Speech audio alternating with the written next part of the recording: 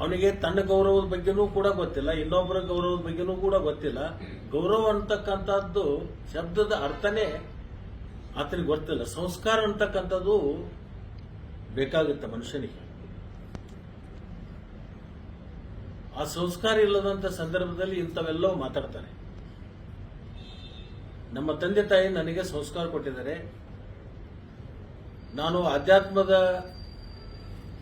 ಹಿನ್ನೆಲೆ ಇರ್ತಕ್ಕಂಥ ನಮ್ಮ ಮನೆತನ, ಅದರಿಂದ ಪ್ರತಿಯೊಂದು ಶಬ್ದಗಳನ್ನು ಹೊರಗೆ ಹಾಕುವಂತಾಗ ನಾನು ಆಲೋಚನೆ ಮಾಡಿ ಶಬ್ದಗಳನ್ನು ಬಿಡ್ತೀನಿ. ನನಗೆ ನನ್ನ ಗುರು ಹಿರಿಯರು, ನಮ್ಮ ತಂದೆ ತಾಯಿ ಸಂಸ್ಕಾರ ಕೊಟ್ಟಿದ್ದಾರೆ. ಅದರಿಂದ ಮೆಂಟಲ್ ತರ ನಾನು ಮಾತಾಡಕ್ ಹೋಗಲ್ಲ.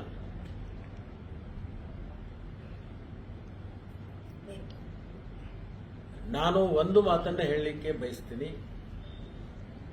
ನನಗೂ ಸಾಕಷ್ಟು ಶಬ್ದಕೋಶಗಳು ನನ್ನಲ್ಲಿದಾವೆ. ಆದರೆ ಅವ್ರ ತರ ನಾನು ಮಾತಾಡಕ್ ಹೋದ್ರೆ ಜನ ನನ್ನನ್ನು ಕೂಡ ಮೆಂಟಲ್ ಅಂತ ಕರೀತಾರೆ. ಆ ಮೆಂಟಲ್ ಅಂತ ಕರ್ಸ್ಕೋಬಾರ್ದು ಅಂತಕ್ಕಂಥ ಹಿನ್ನೆಲೆಯಿಂದ ಇವತ್ತು ನಾನು ಸೂಕ್ಷ್ಮದಿಂದ ಕೆಲವೊಂದು ಉತ್ತರಗಳನ್ನು ಕೊಡ್ಲಿಕ್ಕೆ ಬಯಸ್ತೀನಿ. 23ರಲ್ಲಿನೂ ಏನು ಅಂತ ತೋರಿಸಿದ್ದಾರೆ. ಮೊನ್ನೆ ಮಧ್ಯವರ್ತಿ ಬ್ಯಾಂಕಿನಲ್ಲಿ ತೋರಿಸಿದ್ದಾರೆ. ಈ ಕೃಷ್ಣಾ ಸಕ್ಕರೆ ಕಾರ್ಖಾನೆ ಚುನಾವಣೆಯಲ್ಲೂ ಕೂಡ ತೋರಿಸ್ತಾರೆ. 2028ಕ್ಕೂ ಮತ್ತು ತೋರಿಸ್ತಾರೆ. ಇದನ್ನ ಆತನು ಬರ್ಕೊಂಡು ಹೋಗ್ಲಿ ಅಂತ ಹೇಳಿ ನಾನು ಈ ಸಂದರ್ಭದಲ್ಲಿ ಹೇಳಕ್ ಬಯಸ್ತೇನೆ. ಅಥಣಿ ತಾಲೂಕಿನ ಜನ ಬಹಳ ಸೂಕ್ಷ್ಮ ಮತಿಯನ್ನು ಹೊಂದಿರತಕ್ಕಂಥವ್ರು ಮತ್ತು ಅತ್ಯಂತ ಬುದ್ಧಿಜೀವಿಗಳಿರ್ತಕ್ಕಂಥ ನಾಡು. ಯಾರು ಯಾರಿಂದ ಏನು ಬುದ್ಧಿ ಕಲಿಬೇಕು ಅಂತಕ್ಕಂಥದ್ದು ಅವಶ್ಯಕತೆ ನಮ್ಮ ತಾಲೂಕಿನ ಜನರಿಗಿಲ್ಲ.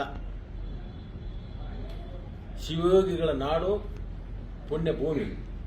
ಈ ಪುಣ್ಯ ಭೂಮಿಯಲ್ಲಿ ಜನಿಸಿರ್ತಕ್ಕಂಥ ಜನ ಬಹಳ ಸೂಕ್ಷ್ಮ ಮತಿಗಳಿರೋದ್ರಿಂದ ಯಾವ ಕಾಲಕ್ಕೆ, ಯಾವ ಸಂದರ್ಭಕ್ಕೆ, ಯಾರಿಗೆ ಯಾವ ತರದಿಂದ ಉತ್ತರವನ್ನು ಕೊಡಬೇಕು ಆ ತರದಿಂದ ಉತ್ತರ ನಮ್ಮ ತಾಲೂಕಿನ ಜನ ಹಿಂದೂ ಕೊಟ್ಟಿದ್ದಾರೆ, ಈಗೂ ಕೊಡ್ತಾರೆ, ಮುಂದೂ ಕೊಡ್ತಾರೆ. ಧನ್ಯವಾದ.